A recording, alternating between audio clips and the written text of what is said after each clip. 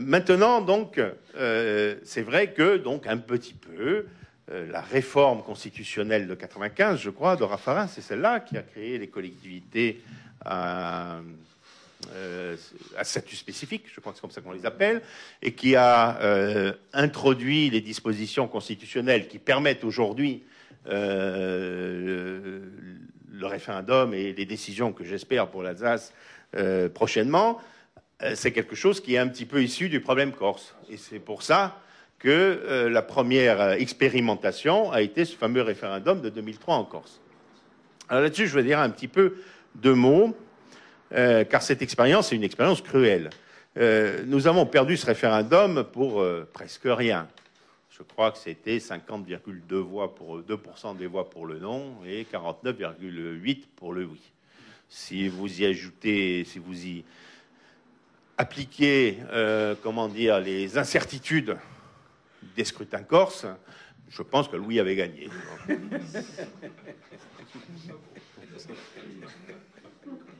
suis pas en connaissance de cause, mais j'en ai fait annuler quelques-unes des élections. Mais donc, ceci étant posé, donc au forceps, on a fait gagner le non. Alors, qu'est-ce qui a manqué? Alors, donc, c'était un peu une surprise pour l'observateur extérieur. C'est Nicolas Sarkozy lui-même qui était venu faire la proposition de cette évolution institutionnelle, bon, qui portait, comme vous, sur des aspects administratifs. Et donc, il faut essayer d'analyser pourquoi le oui, qui devait l'emporter largement, s'est trouvé rattrapé par le non. Voilà, il faut essayer de comprendre ce qui s'est passé. Et je crois qu'il y a trois choses, et je pense que c'est des erreurs dans lesquelles vous n'avez pas versé, donc enfin, vous m'en direz plus au cours de la discussion. C'est que la première erreur, c'est qu'il n'y a pas eu de leader réel pour porter le oui au référendum.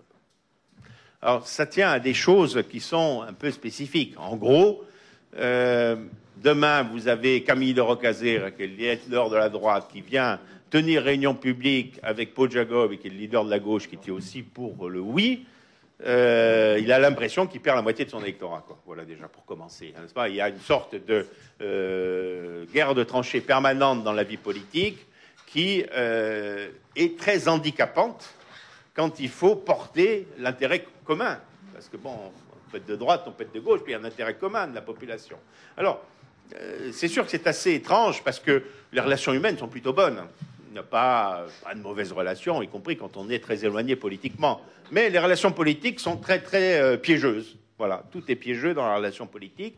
Et donc, il n'y a pas pu y avoir de campagne où des gens, portant bien les différentes sensibilités de la population et qui étaient pour le oui, ont pu l'afficher clairement, le porter très clairement, à tel point que presque, c'est Sarkozy lui-même qui venait faire campagne pour avoir un peu de monde, quoi. C'était quelque chose qui n'était pas bien ça.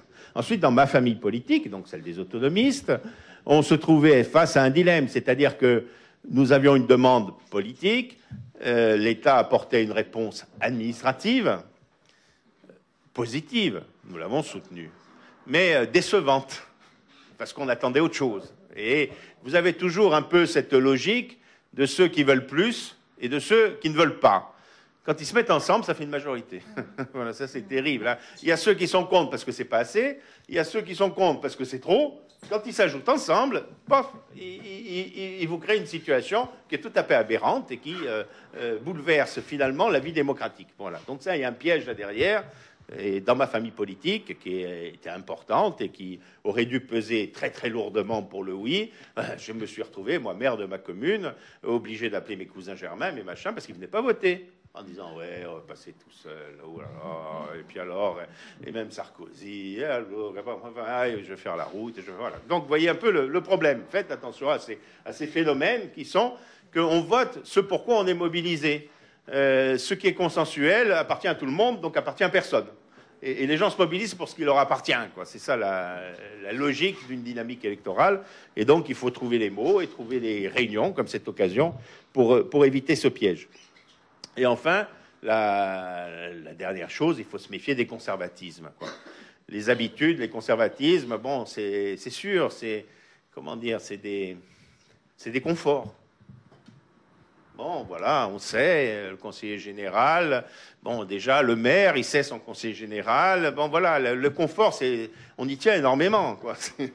On a ses habitudes, on connaît la secrétaire, on connaît le code pour rentrer, voilà. Donc, il y a toute une série de choses auxquelles, finalement, on se trouve lié de façon presque irrationnelle, quoi. Et il y a, dans les populations, et ensuite, il y a les opposants qui activent des craintes irrationnelles. Alors vous avez des habitudes irrationnelles, mais qui vous installent dans un certain confort. Et puis, il y a ceux qui sont contre et qui sont très idéologues dans leur comportement et qui alimentent toutes les craintes et toutes les peurs. Voilà, on va avoir une seule collectivité. Alors avant, il y en avait 3. C'est sûr que s'il y en avait une de ruinée, les 2 autres étaient toujours debout. Si on n'en fait qu'une, elle va se ruiner, c'est forcé. Vous voyez, non. Alors que tout le monde a bien compris que quand on a 3 collectivités au lieu d'une, en gros, tous les matins, on se ruine. On se paye 2 services de la paye, 2 services des lycées, 2 services des collèges, alors qu'il y a tant et tant de choses à faire. C'est du chômage. Alors, on dit, oui, vous voyez, il n'y aura plus qu'un service de la paye, donc ceux de Haute-Corse, vous allez perdre votre emploi. Ou ceux de Corse du Sud, vous allez perdre le vôtre. Alors qu'il y a tant de choses à faire, il y a tant de fonctions qui sont nécessaires à l'accomplissement de la vie publique et qui ne sont pas remplies, et que tous ces personnels auraient une vie professionnelle autrement plus valorisante s'ils étaient dans un mécanisme utile. Bon. Parce que quand même, pour un fonctionnaire, le point le plus important de l'intérêt de sa fonction, c'est son utilité. Un fonctionnaire s'ennuie et bascule dans un neurasthénie quand il se rend compte que finalement on le maintient au bénéfice des droits acquis. Hein. Donc voilà, il y a quand même un certain nombre de points qu'il ne faut pas négliger parce que ça touche à des comportements mécaniques dans l'opinion. Et il faut donc bien éclairer. Alors moi, j'ai bien écouté M. Richert l'autre jour. Je le trouve assez éclairant. Je ne suis pas du tout de sa famille politique, mais je trouve que... Et il a parlé à des Corses, comme j'aurais aimé qu'un dirigeant corse, de droite ou de gauche, parle de son côté aux Corses aussi. Parce que très pédagogue, très intelligent dans le propos. C'est un propos intelligent. Et surtout, je crois que c'est en ce sens, c'est un propos qui montre à quel point, bon, il est mobilisé par ce projet.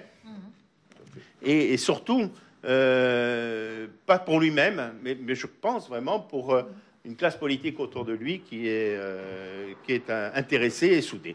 Et ça, je crois que c'est quand même un atout extraordinaire. Et si donc l'opération alsacienne avait eu lieu en 2002, je suis persuadé qu'en 2003, on gagnait notre référendum. Ah ouais.